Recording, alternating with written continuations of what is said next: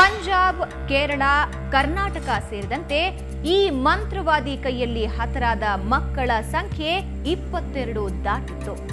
ಒಬ್ಬ ವ್ಯಕ್ತಿ ಇಷ್ಟೊಂದು ಪ್ರೊಫೆಷನಲ್ ಆಗಿ ಯಾರ ಕಣ್ಣಿಗೂ ಕಾಣದಂತೆ ಈ ಕೃತ್ಯ ಎಸಗ್ತಾನೆ ಅಂದ್ರೆ ಆತ ಯಾವ ಮಟ್ಟಿಗಿನ ಕ್ರಿಮಿನಲ್ ಅಂತ ಯೋಚಿಸ್ತಾ ಇದ್ದಾಗಲೇ ಪೊಲೀಸರ ಗಮನಕ್ಕೆ ಬಂದಿತ್ತು ಶ್ರೀರಾಂಪುರದ ರೌಡಿ ಶೀಟರ್ ಮುರುಘನ್.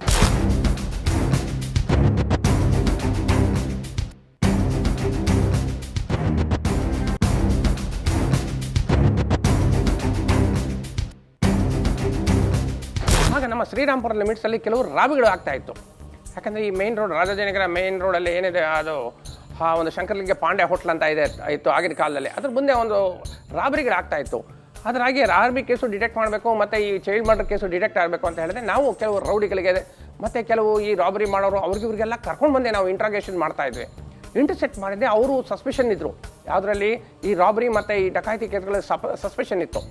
ಅವ್ರಿಗೆ ನಾವು ಸ್ಟೇಷನ್ ಕರ್ಕೊಂಡು ಬಂದಿದ್ದೆ. ನಾವು ಇಂಟ್ರಾಗೇಷನ್ ಸ್ಟಾರ್ಟ್ ಮಾಡಿದ್ವಿ. ಮನೆಗೆ ಹೋಗಿದೆ. ಯಾಕಂದರೆ ಒಂದು ವಾಲಂಟರಿ ಇನ್ಫಾರ್ಮೇಷನ್ ಕೊಡ್ತಾನೆ 27 ಎವಿಡೆನ್ಸ್ ಆ್ಯಕ್ಟ್ ಪ್ರಕಾರ.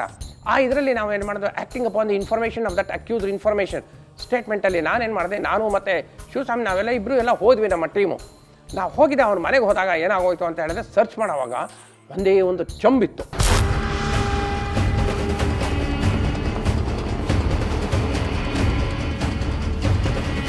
ಲಕ್ಷ್ಮಣನ ಮನೆಗೆ ಹೋಗಿ ಸರ್ಚ್ ಮಾಡಿದಾಗ ಅಲ್ಲೊಂದು ರಕ್ತ ಅಂಟಿದ ಚೊಂಬು ಸಿಗುತ್ತೆ. ಪೊಲೀಸರಿಗೆ ಅನುಮಾನ ಶುರುವಾಯಿತು. ಈತ ಮಾಡ್ತಿದ್ದಿದ್ದು ರಾಬರಿ.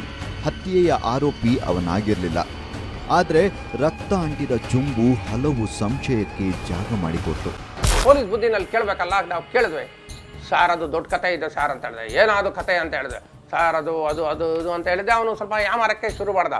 ಆಮೇಲೆ ನಮಗೆ ಡೌಟ್ ಆಯಿತು, ಏನೋ ಒಂದು ಕೆಲಸ ಯಾವುದೋ ಒಂದು ಇದು ಮಾಡಿದ್ದಾನೆ, ಒಂದು ಅಸಾಲ್ಟ್ ಕೇಸ್ ಆಗಿದೆ ಅದರಲ್ಲಿ. ಇಲ್ಲ ಸರ್, ಬೇರೆ ಏನೋ ಆಗಿದೆ ಸರ್, ನಾನು ಹೇಳ್ತೀನಿ ಸರ್ ಅಂತ ಹೇಳಿದೆ. ನಿನಗೆ ಏನು ಬೇಕು ಕೇಳೋ, ಅದನ್ನೆಲ್ಲ ನಾವು ಕೊಡ್ತೀವಿ. ಏನು ತಿಂತೀವೋ ತಿನ್ನು, ಏನು ಕುಡಿದ್ರೆ ಕುಡಿ, ಬೇಕಾದರೆ ನಾವೆಲ್ಲ ಇದು ಮಾಡಿಸ್ತೀವಿ.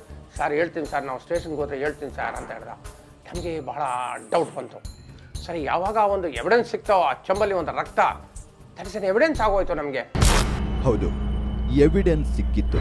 ಅದು ಪಕ್ಕಾ ಎವಿಡೆನ್ಸ್ ಆಗಿತ್ತು. ಯಾಕೆಂದ್ರೆ ಈ ಮಾಟ ಮಂತ್ರ ಮಾಡೋದಕ್ಕೆ ಈ ಕಾಪರ್ ಚೊಂಬುಗಳನ್ನು ಬಳಸ್ತಾರೆ. ಅದು ಅಲ್ಲದೆ ಮಕ್ಕಳ ಹತ್ಯೆ ಕೂಡ ಅದೇ ಸರೌಂಡಿಂಗ್ನಲ್ಲಿ ಆಗ್ತಿದ್ದು ಪೊಲೀಸರಿಗೆ ಇನ್ನಷ್ಟು ಡೌಟ್ ಬರೋದಕ್ಕೆ ಕಾರಣವಾಗಿ ಹೋಯಿತು. ಪೊಲೀಸರು ಅವನನ್ನು ಸ್ಟೇಷನ್ಗೆ ಕರೆದುಕೊಂಡು ಹೋದ್ರು. ಇದರಿಂದ ನಮ್ಗೆ ಡೌಟ್ ಬಂತು. ಕಡೆಗೆ ಅವನಿಗೆ ಕರ್ಕೊಂಡು ಬಂದ್ವಿ, ಸ್ಟೇಷನ್ ಕರ್ಕೊಂಡು ಬಂದಿದ್ದೆ. ನಮ್ಮ ಎನ್ಕ್ವೈರಿಗೆ ಸ್ಟಾರ್ಟ್ ಮಾಡಿದ್ವಿ. ನಾವು ಸ್ಟಾರ್ಟ್ ಮಾಡಿದಾಗ ಏನಾಯಿತು ಅಂತ ಹೇಳಿದ್ರೆ, ಸರ್ ಇದು ಮಕ್ಕಳ ರಕ್ತ ಸರ್ ಅಂತ ಹೇಳಿದೆ. ಯಾವ ಮಕ್ಕಳ ರಕ್ತನೋ ಅಂತ ಹೇಳಿದೆ. ಅದೇ ಸರ್, ಆ ಮಗುಗಳಿಗೆ ಏನೋ ಒಬ್ಬ ಸಾಧು ಇದ್ದಾನೆ ಸರ್, ಅವ್ನು ಹೇಳ್ತಾ ಇದ್ದ, ನಮ್ಮ ಮಕ್ಕಳು ಯಾರನ್ನ ಇದ್ರೆ ಒಂದು ಹಿಡ್ಕೊಂಡು ಬಾ, ಸ್ವಲ್ಪ ರಕ್ತ ಬೇಕಾಗುತ್ತೆ ಅವ್ರದ್ದು, ನಾನು ಏನು ಮಾಡಬೇಕು ಅಂತ ಹೇಳ್ತೀನಿ, ಏನು ಮಾಡಬೇಕು ಅಂತ ಹೇಳಿದೆ. ಸರ್ ಆ ಮಕ್ಕಳಿಗೆಲ್ಲ ಅವನೊಂಥರ ನಮಗೊಂದು ಇದು ಕೊಡ್ತಾ ಇದ್ದ ಸರ್, ಪುಡಿ. ಆ ಪುಡಿ ತಗೊಂಡಿದ್ದೆ. ನಾವೇನು ಮಾಡ್ತಾ ಇದ್ವಿ, ಮಕ್ಳಿಗೆ ನಾವು ಇದು ನೋಡ್ತಾ ಇದ್ವಿ. ಯಾವತ್ತು ಅಂತ ಹೇಳಿದೆ. ಅದೇ ಪೌರ್ಣಮಿ ದಿವಸ ಅಥವಾ ಗ್ರಹಣ ಬಂದಿದ್ದ ದಿವಸ, ಇಲ್ಲಾಂದ್ರೆ ಅಮಾವಾಸ್ಯೆ ದಿವಸ ಸರ್ ಅಂತ ಹೇಳಿದೆ. ಆ ಮಕ್ಕಳ ಮುಖಕ್ಕೆ ಪೌಡರ್ ಹಾಕಿದ್ರೆ ಅವರು ನಾವು ಹೇಳಿದ ಹಾಗೆ ಕೇಳುತ್ತವೆ, ನಿಮಗೆ ಬೇಕಾದಷ್ಟು ಹಣ ಕೊಡ್ತೀನಿ ಅಂತ ಪುಸ್ಲಾಯಿಸಿ ಅವರನ್ನು ಇಲ್ಲಿಗೆ ಕರೆತರುವಂತೆ ಈ ಪುಡಿ ರೌಡಿಗಳಿಗೆ ಅಪ್ಪಣೆ ಮಾಡ್ತಿದ್ದ ಮಂತ್ರವಾದಿ. ಅದರಿಂದ ಏನು ಉಪಯೋಗ ಅಂತ ಮಾತ್ರ ಪೊಲೀಸರಿಗೆ ಅರ್ಥವಾಗದೆ ಹೋಯಿತು. ಅವನನ್ನು ಇನ್ನಷ್ಟು ಇಂಟ್ರಾಗೇಷನ್ ಮಾಡಿದಾಗ ಇನ್ನಷ್ಟು ಮಾಹಿತಿ ಹೊರಬಿತ್ತು. ಎಷ್ಟು ಮಕ್ಕಳಿಗೆ ನೀನು ಕಿಡ್ನಾಪ್ ಲಿಫ್ಟ್ ಮಾಡಿದ್ಯಾ ಅಂತ ಕೇಳಿದೆ. ಸರ್ ನಾನು ಶ್ರೀರಾಂಪುರದಲ್ಲಿ 2-3 ಮಕ್ಕಳು ಮಾಡಿದ್ದೇನೆ ಸರ್, ನಾವು ವಿಜಯನಗರದಲ್ಲಿ ಒಂದು ಮಾಡಿದ್ದೀವಿ ಸರ್, ಮತ್ತು ಇದು ಇನ್ನೂ ಒಂದು ಮಾಗಡಿ ರೋಡಲ್ಲಿ 80 ಫೀಟ್ ರೋಡಲ್ಲಿ ಒಂದು ಮಾಡಿದ್ದೀವಿ ಸರ್ ಅಂತ. ನಾವು ಕೇಳಿದೆ, ಒಬ್ಬ ಹುಡುಗನೂ ಮಾಡಿದ್ವಲ್ಲೋ, ಅದೇನೋ ಆಯಿತು ಅಂತ ಹೇಳಿದೆ. ಸಾರ್ ಆ ಹುಡುಗ ಕಿರ್ಸ್ಕೊಂಡ್ಬಿಟ್ಟ ಸರ್. ಅವನು ನಾವು ಇದು ಮಾಡೋಣ ಕತ್ತೆನೋ ಕುಯ್ಯಕ್ಕೆ ಹೋದ್ವಿ, ಸ್ವಲ್ಪ ಕುಯ್ದ್ವಿ ಸರ್. ಕುಯ್ದು ಅಷ್ಟೊತ್ತಿಗೆ ಆ ಹುಡುಗ ಕಿರ್ಸ್ಕೊಂಡ್ಬಿಟ್ಟ ಸರ್. ನಮಗೆ ಹೆದರಿಕೆ ಆಗೋಯ್ತು ಸರ್. ಆ ಮಂತ್ರವಾದಿ ಕೊಟ್ಟಿದ್ದೇನೋ ಅದು ಮೆಡಿಸನ್ನು ವರ್ಕ್ ಮಾಡಿಲ್ಲ ಸರ್. ಆ ಕಿರ್ಸ್ಕೊಂಡು ಓಡಕ್ಕೆ ಶುರು ಮಾಡ್ದ ಸರ್. ನಾವು ಹೆದರಿಕೆ ಆಗಿ ನಾವು ಓಡ್ಬಿಟ್ವಿ ಸರ್ ನಾವು ಅಂತ ಹೇಳಿದೆ. ಸರಿ, ಅವನು ಎಲ್ಲಿರ್ತಾನೆ ಅಂತ ಕೇಳಿದಾಗ ಅವನು ಬಾಯಿ ಬಿಡಲು ನಿರಾಕರಿಸ್ದ.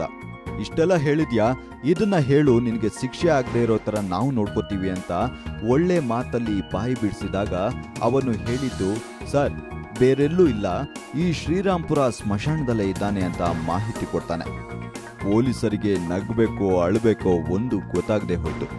ಯಾಕೆಂದ್ರೆ ಆ ಪಾಪಿಯನ್ನು ಹುಡುಕಿ ಇಡೀ ಪಂಜಾಬ್, ಕೇರಳ, ತಮಿಳುನಾಡು ಅಂತ ಸುತ್ತಿದೆ ಬಂತು. ನೋಡಿದ್ರೆ ಆತ ಬೆಂಗಳೂರಲ್ಲೇ ಇದ್ದಾನೆ, ಅದು ಕೂಡ ಅವರ ಪೊಲೀಸ್ ಠಾಣೆ ಸರಹದ್ದಿನಲ್ಲೇ. ಹೋಗಿ ಬಹಳ ಶಾಕ್ ಆಯಿತು ನಮಗೆ.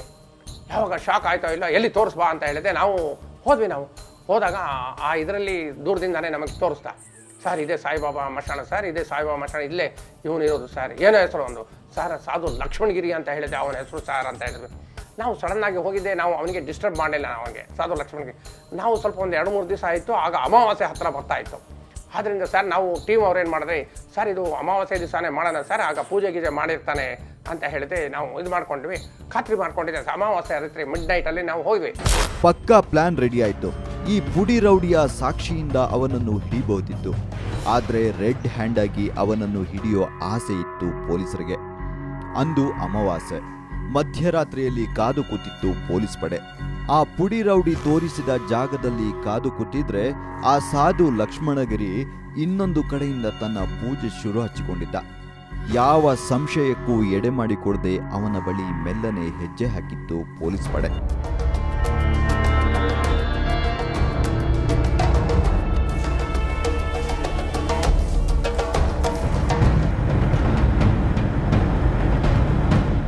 ಅಲ್ಲಿ ಆ ಸಾಧು ಸ್ವಲ್ಪ ಹೊತ್ತು ಪೂಜೆ ಮಾಡಿ ಅಲ್ಲಿದ್ದ ಚಿಕ್ಕ ಮೂರ್ತಿಗೆ ರಕ್ತದ ಅಭಿಷೇಕ ಮಾಡ್ತಾನೆ. ಆ ರಕ್ತ ಆಗ ತಾನೇ ಕತ್ತು ಕುಯ್ದ ಒಂದು ಮಗುವಿನ ರಕ್ತದಾಗಿತ್ತು. ಪೊಲೀಸರು ನುಗ್ಗಿ ಆತನ ಮೇಲೆ ಮುಗಿಬಿದ್ದು ಆತನನ್ನು ಅವನು ಸುಮಾರು 40-45 ವರ್ಷ ಆಗಿತ್ತು ಅವನಿಗೆ. ಅವನೇನು ಮಾಡ್ದ, ಅವನು ಬಿಹಾರ ಬಿಟ್ಟಿದ್ದೆ, ಇಲ್ಲಿಗೆ ಬಂದ್ಬಿಟ್ಟಿದ್ದ ಬೆಂಗಳೂರಿಗೆ. ನೋಡಿದ್ರಲ್ಲ, ಅದೆಷ್ಟೋ ಮಕ್ಕಳನ್ನು ಬಲಿ ತೆಗೆದುಕೊಂಡು ಬೆಂಗಳೂರು ಜನತೆಗೆ, ಮಕ್ಕಳ ಪೋಷಕರಿಗೆ, ಪೊಲೀಸರಿಗೆ ತಲೆನೋವಾಗಿದ್ದ ಪ್ರಕರಣಕ್ಕೆ ಈ ಒಂದು ತಾಮ್ರದ ಚೊಂಬು ಯಾವ ರೀತಿ ಎವಿಡೆನ್ಸ್ ಆಯಿತು ಅಂತ.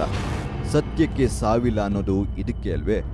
ಸಾವಿಗೂ ಕಾಟ ಕೊಟ್ಟೆ ಸಾಯೋ ಇಂಥ ವಿಕೃತರು ಇದ್ದರೆಷ್ಟು ಬಿಟ್ರೆಷ್ಟು. ಅದು ಅಲ್ಲದೆ ಯಾವನಿಗೋ ಒಳ್ಳೇದಾಗತ್ತೆ ಅಂತ ಇನ್ಯಾರದ್ದೋ ಜೀವ ತೆಗೆಯೋದು ಎಷ್ಟು ಸರಿ? ಈ ಸರಣಿ ಹಂತಕನಿಗೆ ಅದ್ಯಾವ ಮಟ್ಟದ ಶಿಕ್ಷೆಯಾದ್ರೂ ಕೂಡ ಕಡಿಮೆನೆ. ಬದುಕಿ ಬಾಳಬೇಕಾದ ಮಕ್ಕಳು ಸತ್ತು ಹೋಗಿವೆ, ಗೋರಿಯೊಳಗೆ ಮೌನವಾಗಿ ಅಳ್ತಾ ಇದೆ. ಇಂತಹ ಸರಣಿ ಹಂತಕರ ಬಗ್ಗೆ ನೀವು ಕೂಡ ಎಚ್ಚರದಿಂದ ಇರಿ ಅಂತ ಹೇಳ್ತಾ ಇವತ್ತಿನ ಡೆಡ್ಲಿ ಎವಿಡೆನ್ಸ್ ನ ಮುಗಿಸ್ತಾ ಇದ್ದೀವಿ.